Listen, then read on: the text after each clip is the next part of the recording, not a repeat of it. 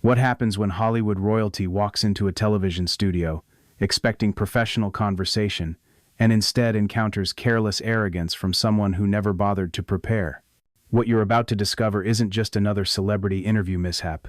This is the unforgettable story of how one man's laziness collided head-on with another man's decades of earned excellence, resulting in one of the most shocking exits in broadcast history. This is the interview that exposed the chasm between fame and substance. This is the moment when a titan of cinema showed the world what self-respect truly looks like.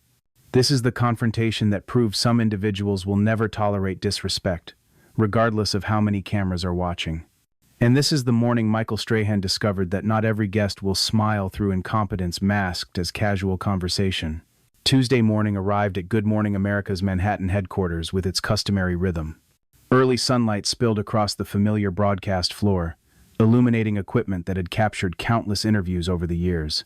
Behind-the-scenes personnel executed their standard preparation dance, fine-tuning audio equipment, positioning cameras at optimal angles, running through technical rehearsals with the smooth coordination that comes from repetition. The building carried a particular electricity that morning. Denzel Washington's name on the guest list guaranteed attention.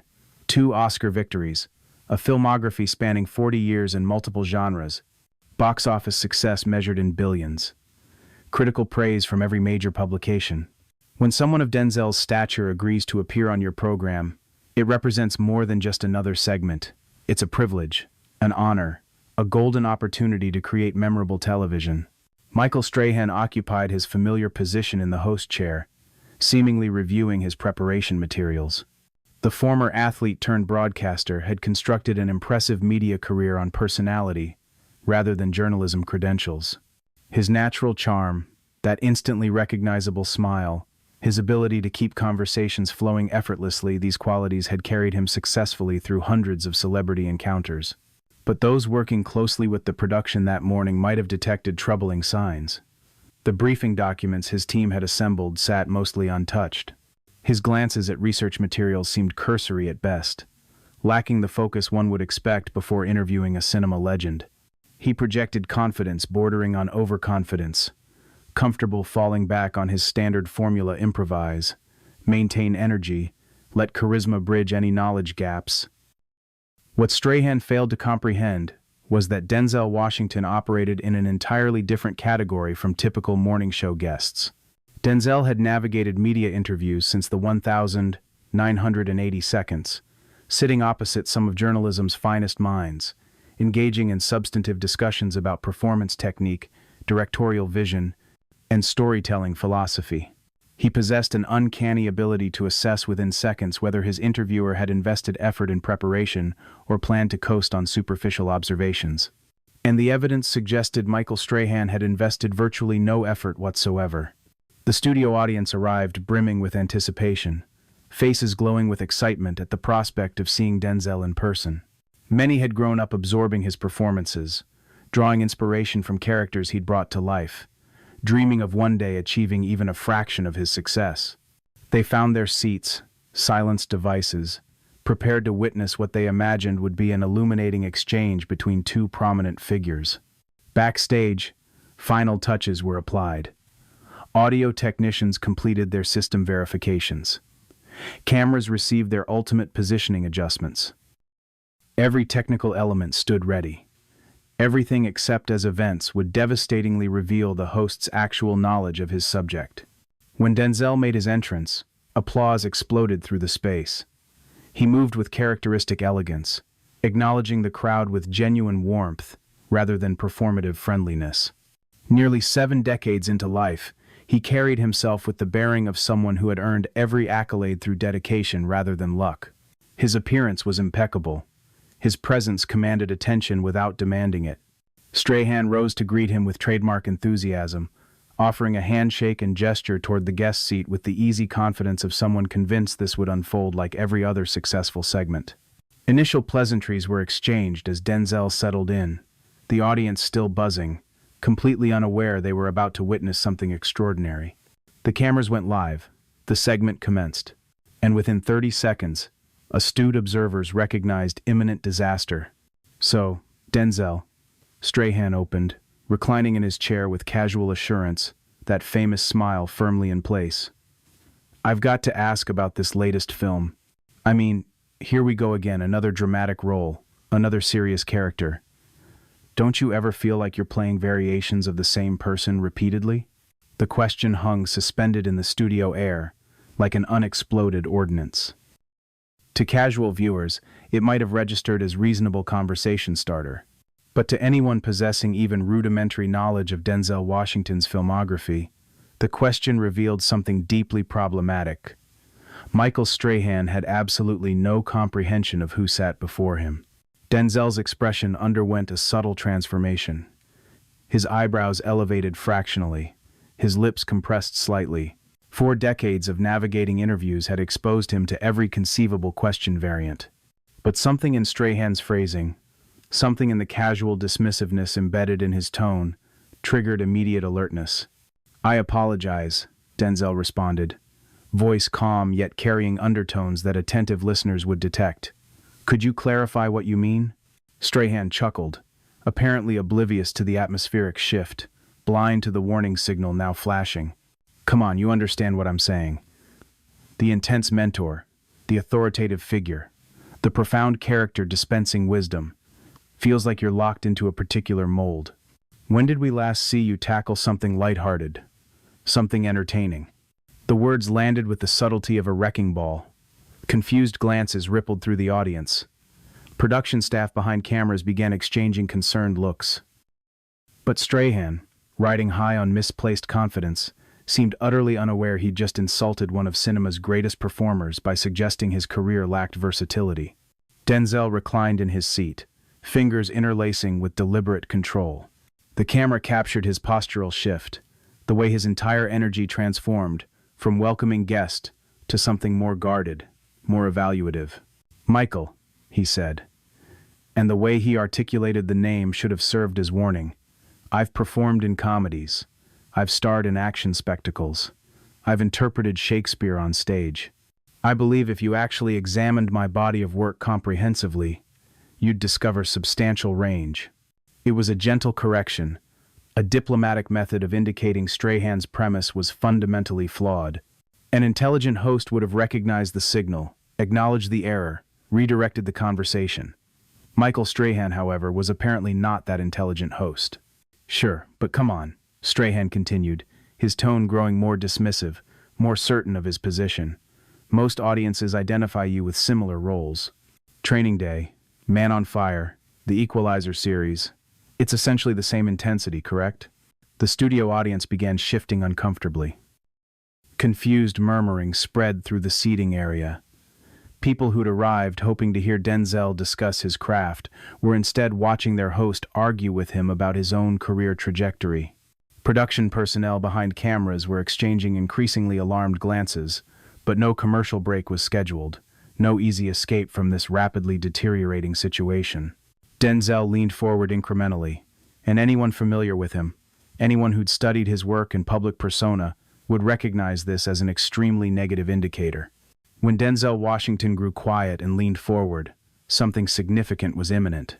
"Michael," he said, voice measured and precise, "have you actually viewed my films? Because your description doesn't sound like someone familiar with my actual body of work." Strahan laughed it away with the confidence of someone genuinely believing he controlled this exchange. He waved his hand dismissively, as though Denzel's concern represented nothing more than wounded vanity. "Obviously, I've watched your movies. I'm simply saying, from an audience viewpoint, when people think Denzel Washington, they think serious, intense performer. Perhaps it's time to mix things up somewhat." "Mix things up," Denzel repeated slowly, his voice dropping lower, and anyone who truly understood him knew that decreasing volume signaled increasing danger. "And what would you recommend I do to, as you phrase it, mix things up?" "I don't know," Strahan replied with a shrug, as if discussing something inconsequential. "Perhaps attempt comedy. Star in a romantic comedy. Demonstrate to audiences your humorous side. You know, relax a little." The condescending tone was now impossible to miss. What had begun as an awkward question was rapidly evolving into something far more problematic, far more disrespectful. The studio audience was beginning to grasp they were witnessing something extraordinary and not positively. Denzel's jaw tightened, barely perceptibly, just enough for cameras to capture. "Michael, I've been performing since before you played your first professional football game. I've secured 2 Academy Awards.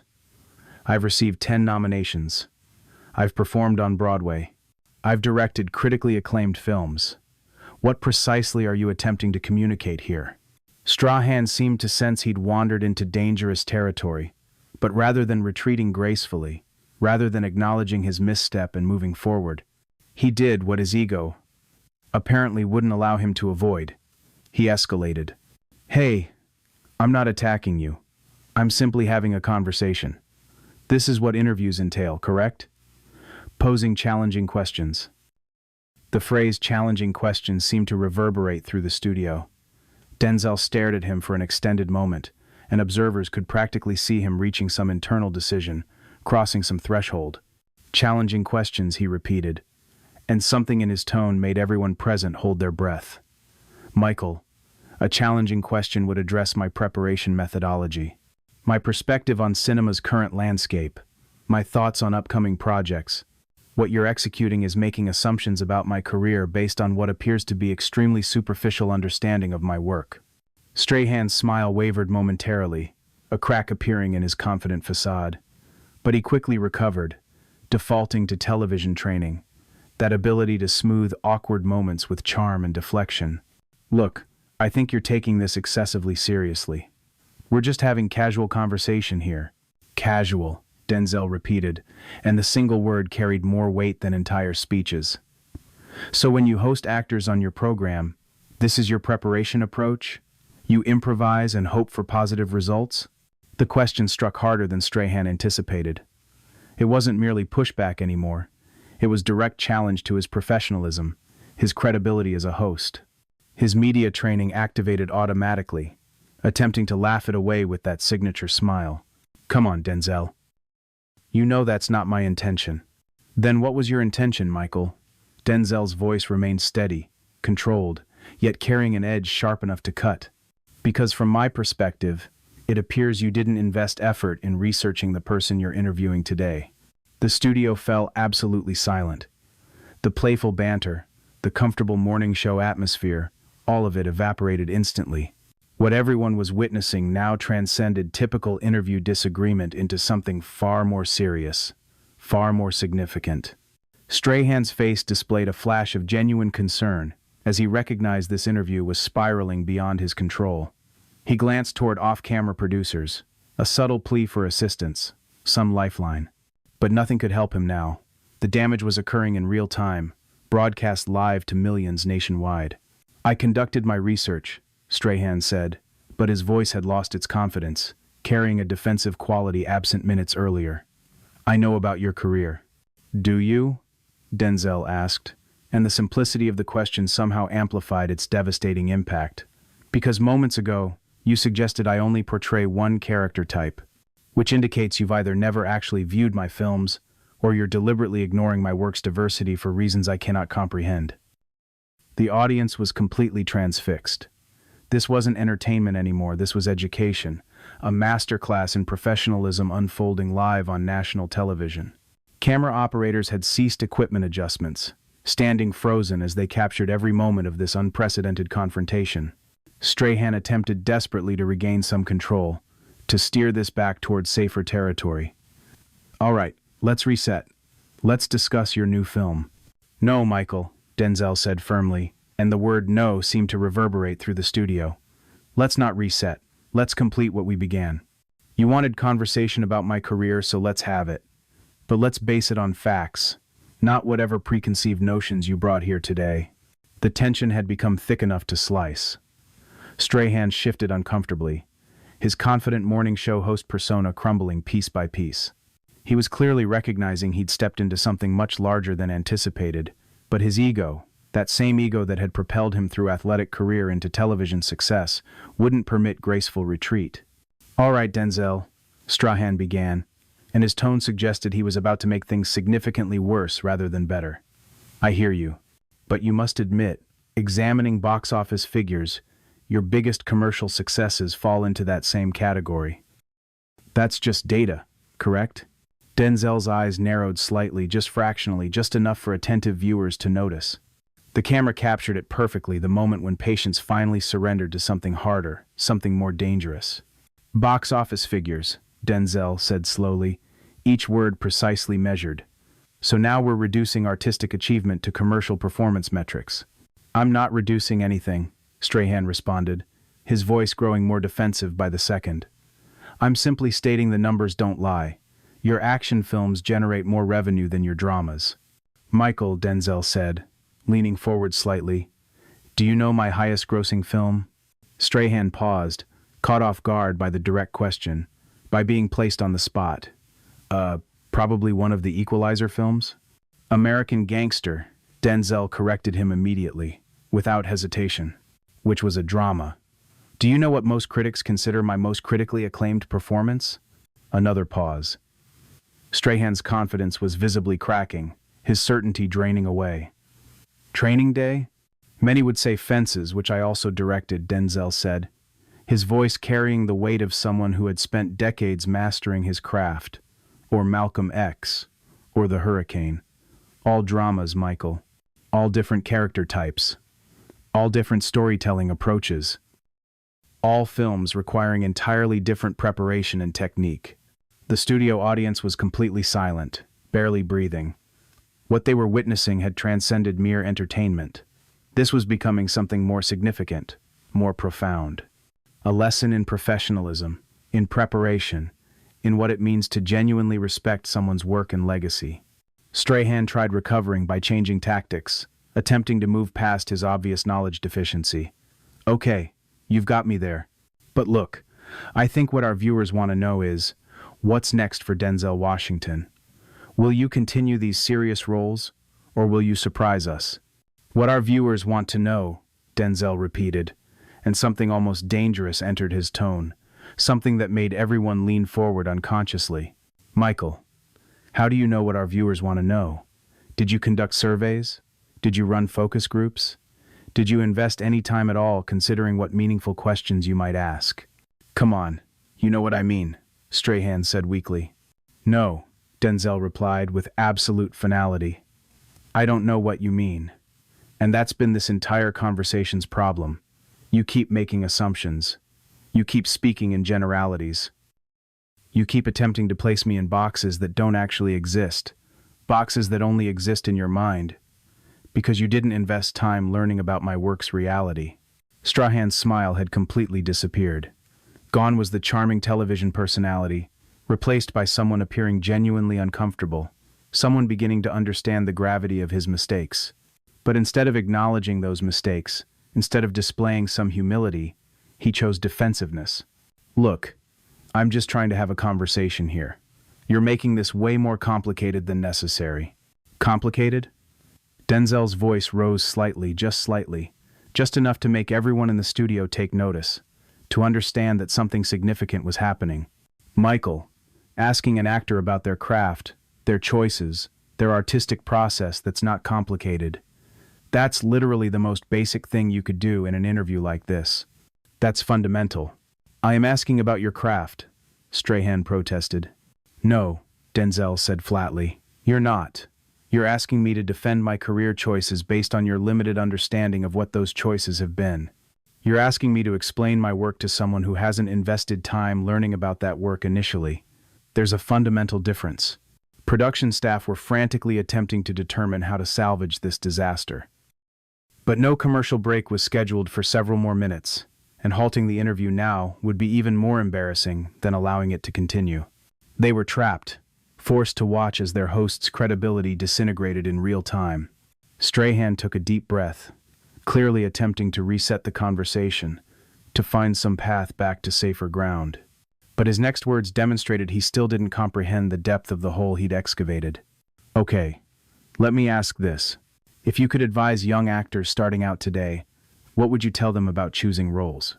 I'd tell them to collaborate with people who respect their intelligence and their craft, Denzel responded immediately, and the implication hung heavy in the air like smoke from a discharged weapon. That's solid advice, Strahan said, apparently missing or choosing to ignore the subtle insult entirely. And I suppose they should also consider commercial appeal, correct? I mean, ultimately, this is a business. Denzel stared at him for a long moment. The silence stretched uncomfortably, painfully long. When he finally spoke, his voice was quiet but carried crystal clarity to every corner of the studio. Michael, do you believe I don't understand this is a business? I didn't say that, Strahan replied quickly. You implied it, Denzel said, his voice gaining strength. Just as you've been implying throughout this entire interview that I somehow stumbled into success without understanding my own career, that I've been making choices for 4 decades without comprehending the commercial realities of the industry. That I need you, Michael Strahan, to explain to me how Hollywood operates. Strahan realized with dawning horror that he was losing control of the narrative completely, that this interview had transformed into something he never intended, something he couldn't stop. That's not what I meant at all, he said desperately. Then what did you mean? Denzel's question was simple, direct, impossible to deflect. Because I've been sitting here for 15 minutes listening to you tell me about my own career, my own choices, my own artistic process, as if I haven't been living it for the past 4 decades. As if I'm somehow unaware of my own life's work. The camera captured every micro-expression on both men's faces. Strahan looked like he wished the earth would open and swallow him. Denzel looked like a man who had reached the absolute end of his patience, with someone who had clearly wasted his time. I think there might be a misunderstanding here, Strahan tried weakly, grasping at straws. There's no misunderstanding, Michael. Denzel's voice was firm, final. The understanding is crystal clear. You entered this interview with a set of assumptions about who I am and what my career has been. And rather than asking questions to learn something new, rather than showing curiosity about someone with decades of experience, you've spent our time together attempting to get me to confirm your preconceptions. Strahan glanced desperately toward the cameras, then back at Denzel, clearly hoping for some rescue that wasn't coming. The producers couldn't help him. His co-hosts couldn't help him. He was completely, utterly alone in this disaster of his own creation. I was just trying to have an engaging conversation, he said, and even he didn't sound convinced by his own words. Engaging for whom? Denzel asked. Because from my perspective, this feels more like you're attempting to prove some point that only makes sense to you. Like you're more interested in hearing yourself talk than in actually learning anything about the person you invited onto your show. The studio was so quiet you could hear the air circulation system. Everyone present knew they were witnessing something unprecedented, something that would be discussed for years. This wasn't just a difficult interview anymore. This was a complete breakdown of professional courtesy, of basic respect, of the fundamental contract between host and guest. Look, maybe we should talk about your new movie, Strahan suggested desperately, trying one more time to redirect this runaway train. Maybe we should, Denzel agreed, and for just a moment Strahan looked hopeful. Then Denzel continued, but first, maybe you should tell me what it's about, since you've done your research. Strahan's face went pale. The blood literally drained from his features as he realized what Denzel had just done. He'd called his bluff, exposed the fundamental truth that had been lurking beneath this entire disaster. And Strahan's expression, the way his mouth opened and closed without sound, the panic in his eyes, it told everyone in the studio and everyone watching at home everything they needed to know. Michael Strahan had no idea what Denzel Washington's new movie was about. Well, it's a drama, right? Strahan said weakly, desperately, the words emerging as barely more than a whisper. Denzel didn't respond immediately. He simply sat there, looking at Strahan with an expression that somehow managed to be both disappointed and utterly unsurprised at the same time. The silence stretched on, becoming more uncomfortable with each passing second, each tick of the clock, until it became abundantly clear to everyone that Denzel was not going to help Strahan out of this hole he dug for himself. The silence became unbearable, suffocating. Strahan's desperation started showing more openly as he realized he'd been caught completely, utterly unprepared. He glanced at his notes, shuffling through papers on the table, as if the answer might magically appear. But it was too late. The damage was catastrophic, and everyone watching knew it. It's about Strahan started, then stopped, clearly stalling for time. It deals with some heavy themes, right? Denzel's expression didn't change. He simply continued to stare at Strahan, waiting with the patience of someone who had already made up his mind about what would happen next. The camera captured every uncomfortable second as it became increasingly, painfully obvious that the host had absolutely no idea what he was talking about. "Michael," Denzel finally said, his voice so quiet that everyone in the studio had to lean in to hear him. "How long have you known you were going to interview me today?" "What do you mean?" Strahan asked, confusion mixing with his panic. "It's a simple question." Denzel's tone was measured, precise. "How long have you known I was going to be your guest?" Strahan shifted nervously in his seat, his body language screaming discomfort. "Well, these things are scheduled weeks in advance." "Weeks," Denzel repeated, and he let the word hang in the air. "So you've had weeks to prepare for this conversation, weeks to learn about my work, weeks to come up with thoughtful questions. And this," he gestured vaguely at the space between them, "this is what you came up with?" The question wasn't really a question. It was an indictment, a verdict delivered with devastating simplicity. Strahan tried desperately to deflect, to find some way out. "Look, sometimes the best interviews are the ones that feel natural. You know, conversational." "Natural," Denzel said, and there was something in his tone that made everyone in the studio tense up even more. "Michael, there's nothing natural about asking someone about their career without bothering to learn what that career actually consists of. There's nothing conversational about wasting someone's time with assumptions and generalizations." "I know your career," Strahan protested weakly. "Do you?" Denzel leaned forward slightly. "Then tell me about my new film. Tell me what it's about. Tell me who I play. Tell me who directed it. Tell me anything, literally anything at all, that shows me you spent even 5 minutes preparing for this interview." Strahan's mouth opened and closed like a fish out of water. The seconds ticked by, each one more painful than the last, and his silence spoke louder than any words could have. The entire studio was watching a man realize that his professional reputation was crumbling in real time, broadcast live to millions of viewers. "This is ridiculous," Strahan finally said, his frustration boiling over, his embarrassment morphing into defensiveness. "I don't need to prove anything to you. I'm the host here." The words hit the studio like a thunderclap. If there had been any chance, any slim possibility of salvaging this interview, Strahan had just destroyed it completely and irrevocably. Denzel's eyebrows raised slightly, and for the first time since this disaster began, he actually looked surprised.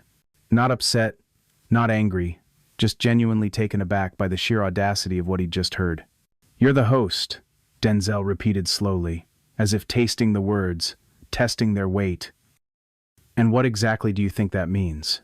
"It means I ask the questions, you answer them," Strahan said, some of his bravado returning now that he'd committed to this disastrous course. "That's how this works." Denzel stared at him for a long moment, and everyone watching could see something shift in his eyes, some final decision being made. Then he slowly shook his head, and the gesture carried more disappointment than 1,000 words could have conveyed. "No, Michael," he said, his voice quiet but carrying absolute authority. "Being the host means you have a responsibility to your guests and to your audience. It means you come prepared. It means you show respect for the people who take time out of their lives to be here. It means you understand that your platform is a privilege, not a right." "I am showing respect," Strahan protested. "Are you?" Denzel's voice was getting stronger now, more forceful, more direct. "Because from where I'm sitting, it looks like you think you can wing it. Like my time doesn't matter. Like my work doesn't matter enough for you to spend an hour, one single hour learning about it before I walk through that door."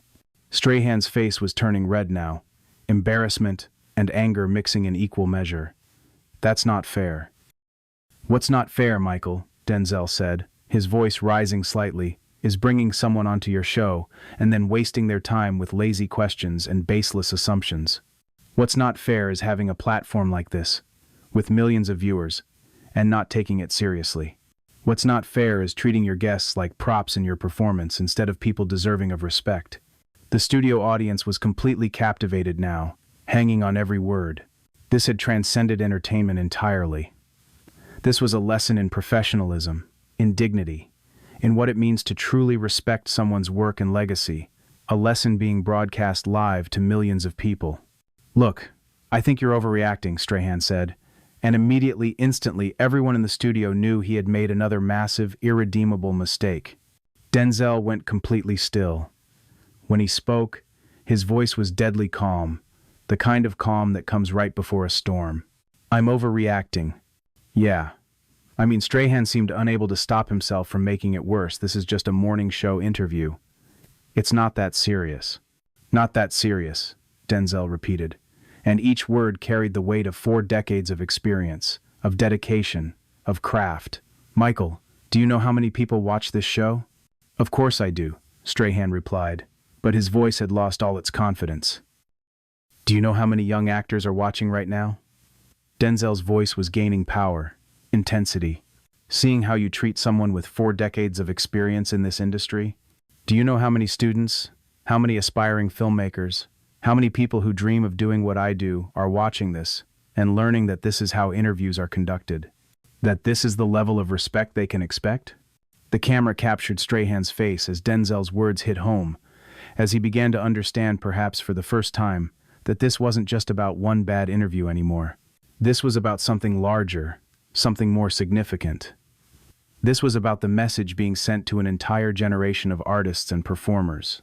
"I didn't think about it that way," Strahan admitted quietly, some of his defensiveness finally cracking. "No," Denzel said simply. "You didn't think at all. And that's the problem." Then Denzel Washington did something that would be replayed on television and social media for years to come. He stood up.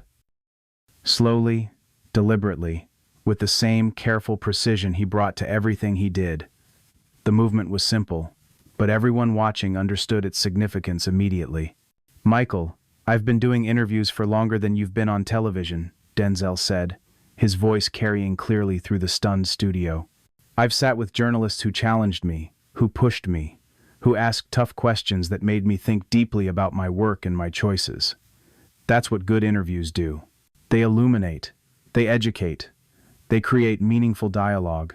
Strahan looked up at him, finally understanding that this was really happening, that his guest was about to walk out on live television. "Denzel, please," he said, his voice carrying a note of genuine panic now. "Let's just—" "What this is," Denzel continued, not letting him finish, his voice firm and unwavering, "is disrespectful to me, to your audience, and to the craft that I've dedicated my entire life to. And I won't be part of it." He reached for the small microphone clipped to his shirt and removed it with the same careful precision he brought to every movement, every gesture. The action was simple, just unclipping a microphone, but everyone watching understood that it represented so much more. It was a line being drawn, a stand being taken, a refusal to accept being treated as less than he deserved. "I came here today," Denzel said as he carefully placed the microphone on the coffee table between them, "to talk about my work, about storytelling, about the themes that matter to me, about the craft that I love. But I won't sit here and be lectured about my own career by someone who couldn't be bothered to spend 10 minutes learning about the person he was going to interview." Strahan half rose from his chair, his hand reaching out in a gesture that was part plea, part desperation. "Denzel, wait. We can fix this. We can start over." "Fix what, Michael?" Denzel's voice was steady, calm, final. "The fact that you came unprepared? The fact that you've spent the last 20 minutes making assumptions about my work based on ignorance? The fact that when I called you out on it, you told me I was overreacting?" He straightened his jacket with careful dignity, the gesture somehow making him seem even more composed, even more professional than he had at the start of this disaster. "I've been in this business long enough to know when someone respects what I do and when they don't. Today, Michael, you've made it very clear which category you fall into." Strahan finally stood up completely, but it was far too late. The moment had passed. The decision had been made. Denzel was already turning toward the exit, his posture straight, his pace unhurried but absolutely determined. "Denzel, please," Strahan called out one last time, his voice carrying a note of desperation that anyone watching could hear. "Don't do this." But Denzel didn't turn around, didn't acknowledge the plea, didn't pause in his movement. He simply continued walking, his head held high, his dignity fully intact, until he disappeared from view through the studio exit. The cameras stayed on Strahan, capturing his face as he stood there alone beside his empty chair, the reality of what had just happened beginning to sink in. He looked lost, humiliated, like a man who had just learned an expensive lesson about respect and preparation in the most public way imaginable. The studio remained in shocked silence. The audience sat frozen, unsure how to react. The crew members stood at their stations, cameras still rolling, capturing every second of this unprecedented moment. And through it all, one thing was absolutely clear to everyone watching. They had just witnessed one of Hollywood's most legendary actors walk out of a live television interview because the host, the person whose job it was to create meaningful conversation, couldn't be bothered to show basic, professional respect. What started as a routine promotional segment had become something else entirely. A moment that would be studied in journalism schools and media classes. A demonstration of what happens when ego and laziness collide with excellence and professionalism. A reminder that respect is earned, not given, and that some people like Denzel Washington, have every right to demand it. The question that lingered in that studio, that dominated conversations for weeks afterward, was painfully simple. Was Denzel right to walk out? Should he have stayed and tried to salvage something from this disaster?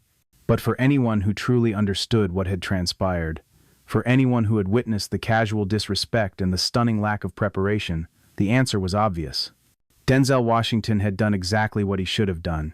He had drawn a line. He had stood up for his work, his legacy, and his time. He had refused to accept being treated as anything less than the accomplished professional he had spent 4 decades becoming. And Michael Strahan? He learned a lesson that day that no amount of media training could have taught him. That charm and charisma are no substitute for preparation and respect, and that some people, the truly great ones, will simply walk away, rather than tolerate being disrespected on national television. The cameras finally cut away, but the moment was captured forever, preserved in high definition for anyone who wanted to see what dignity looks like, what professionalism means, and what happens when someone finally says enough to behavior that should never have been acceptable in the first place.